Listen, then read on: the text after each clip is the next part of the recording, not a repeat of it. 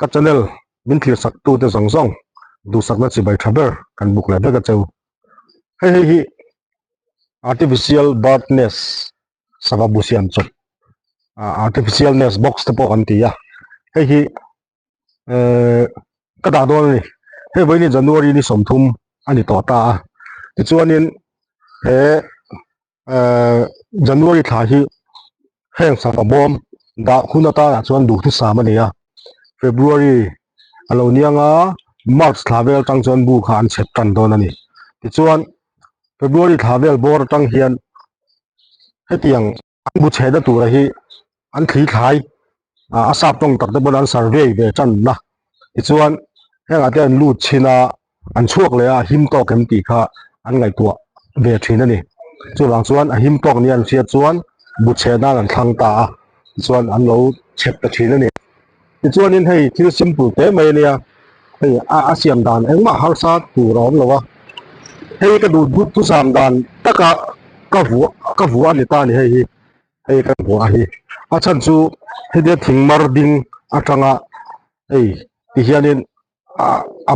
bom a khan thia hei mel matan a him bi ka ni aba attack tu te ta khan antinan hengla ya yang thingza la den lo da tai la lo da ringot tai la helai khan thelei te rule te an local thia chung tan chuanin wa be khan rem ta thina ni chuwang chuan he tia ani hi chuanin a him bik ve a ka kan du thu sam dan de wani ya ti chuan he tia nga thing tlon pa nga ya he ti be le a kil be le a hemi phun hi a thaber ka tia amaro chu tiang tu chu lo hau tak de wani point thinga kan da ni po khan thing mar tha khan da ram tur ani ti kha kan soi tel du pokani ti chuanin engma ngani technical thil tuk dang om lova he kwa oma chungani he thelai hian rangwa ka da tela chu ka du ka da chan chu tuil ruwa lo sur khan a chunga hu lo nan ani maya ti chuanin he aya lian po hian siam theya a size tu rakha chumi ang size tu chu ni ati om chuang lova he man ruwa kan nei dan to ka tanga ti hian kan siam ani tamaya he mi akwa a hol hi he thi he lam tang te lo kalanga he lam tang te thi lo kal tam na lam hi om thia ni chumi hoi lo zong chuan da tu ro ni he lam tang hian thi lo kal tlem ber ni chuan he ti zong hoi hian kan mai kha adikta tina ani chu tiam chuan da tu ni a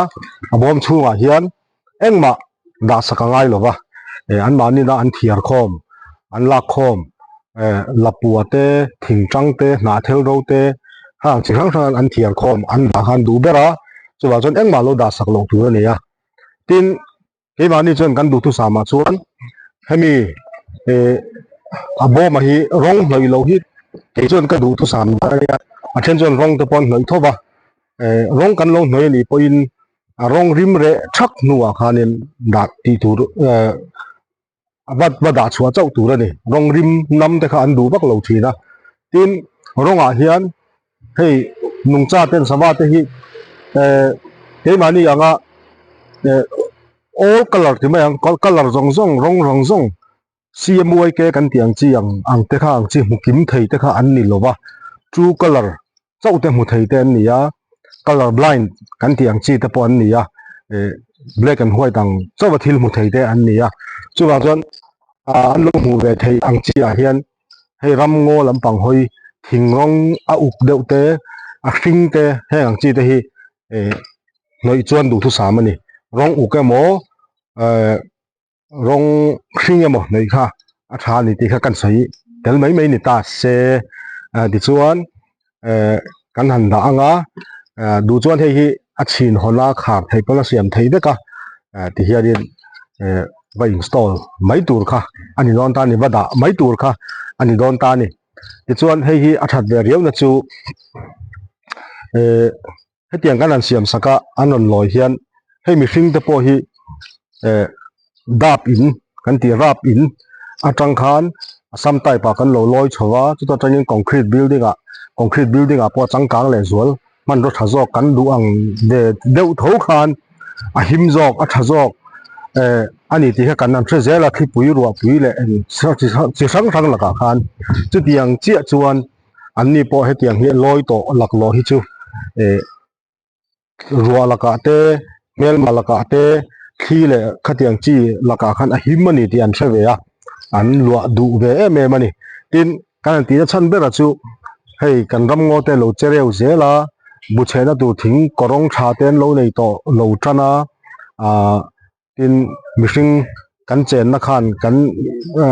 kan in wal zau zela an chen na mun lo chep tial awangin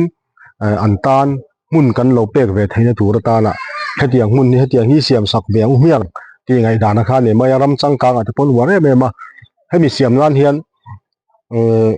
kan bung ro nei ang akha anan tiang han kil khoma sumseng ni lo pon